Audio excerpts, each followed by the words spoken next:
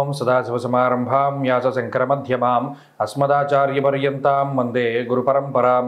జ్యోతిషశాస్త్రాన్ని భావితరాల వారికి ప్రసాదించిన ఋషుల యొక్క పాదపద్మాలకి నమస్కారం చేసుకుంటూ, అలాగే నాకు ఈ జ్యోతిష విద్యను నేర్పిన గురువర్యులు జ్యోతిష బ్రహ్మ కీర్తిశేషులు శ్రీ ఏరంకి సూర్యనారాయణమూర్తి గారు, సూర్యశ్రీ దైవజ్ఞ గారి యొక్క పాదపద్మాలకి నమస్కారం చేసుకుంటూ, ఓం శ్రీ మహాగణాధిపతి నమః, శ్రీ గురుభ్యో నమః, హరి ఓం.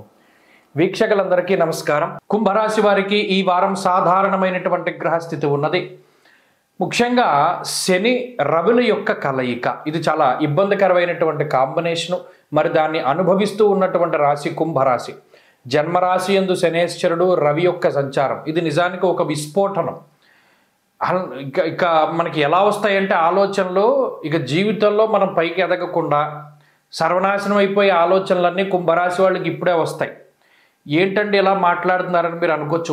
ఉన్నట్టు చెప్పకపోతే జ్యోతిష్యంలో చాలా తప్పు చేసిన వాళ్ళం అవుతాం. దేహార్తి చిత్త సంతాప కాలాతిక్రమ భోజనం, అలాగే వ్యసనం జన్మగేశనం అన్నారు. శని రవి కూడా పరస్పర విరుద్ధమైన గ్రహాలు.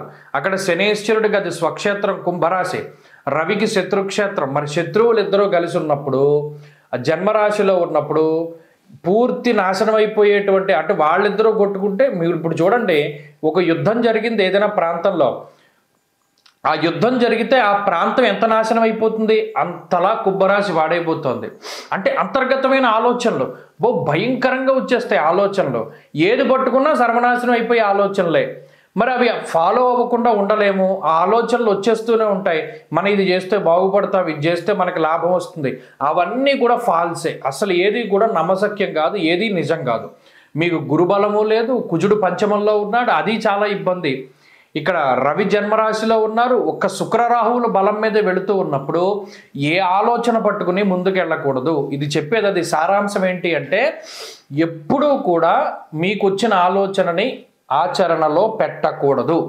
అది మీరు పతనానికే ఆ ఆలోచన కారణమవుతుంది. ఈ విషయాన్ని మీరు దృష్టిలో పెట్టుకోండి. అదేంటండి మరి మనం ఏం చేయాలి అంటే, ఆత్మబుద్ధి సుఖం చేయవ, నీ బుద్ధి నీకు సుఖంగానే ఉంటుంది, కానీ గురుబుద్ధి విశేషత అన్నారు. మీకు వచ్చిన ఆలోచనని మీ తల్లిదండ్రులకో గురువుకో చెప్పి, నేను పలానాది చేద్దాం అనుకున్నాను, చేయొచ్చా చేయకూడదా, వాళ్ళు వద్దంటే మానేయడమే. మీకు ఎంత నచ్చినా, అది ఎంత కరెక్ట్గా అనిపించినా అసలు ముందుకెళ్ళకూడదు. ఇంత కరాఖండిగానే చెప్పాలి కుంభరాశి వాళ్ళకి. ఎందుకంటే ఈ నెల ఒక్కరోజు జాగ్రత్త పడితే మీకున్న సమస్యలన్నీ తొలగిపోతాయి. ఇప్పుడున్న కండిషన్లో ఏ నిర్ణయం తీసుకున్నా అది మీరు చాలా ఇబ్బంది పడిపోతారు, జీవితంలో చాలా వెనక్కి వెళ్ళిపోతారు. చాలా జాగ్రత్తగా ఉండండి. ఇది మిమ్మల్ని ఆర్థికంగా ఇబ్బంది పెట్టదు, ఆరోగ్యపరంగా ఇబ్బంది పెట్టదు. కేవలం ఒక ఫాల్స్ ఇమాజినేషను, మనం తీసుకునేటువంటి తప్పుడు నిర్ణయాలకే ఈ గ్రహస్థితి కారణమవుతుంది. అసలు ఎట్టి పరిస్థితుల్లోనూ నిర్ణయం వద్దు. ఉద్యోగం చేస్తుంటే ఉద్యోగంలోనే ఉందాం, వ్యాపారం చేస్తుంటే వ్యాపారంలోనే ఉందాం. ఏది చేస్తే అదే తాపీగా ఈ నెలంతా కూడా చేసుకుంటూ ముందుకు వెళితే ఎటువంటి ఉపద్రవము రాదు. ఈ విషయాన్ని దృష్టిలో పెట్టుకోండి.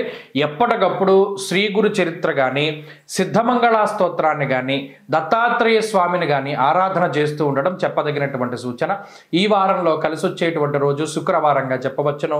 అదృష్ట సంఖ్య 4, అదృష్ట వర్ణము తెలుపు.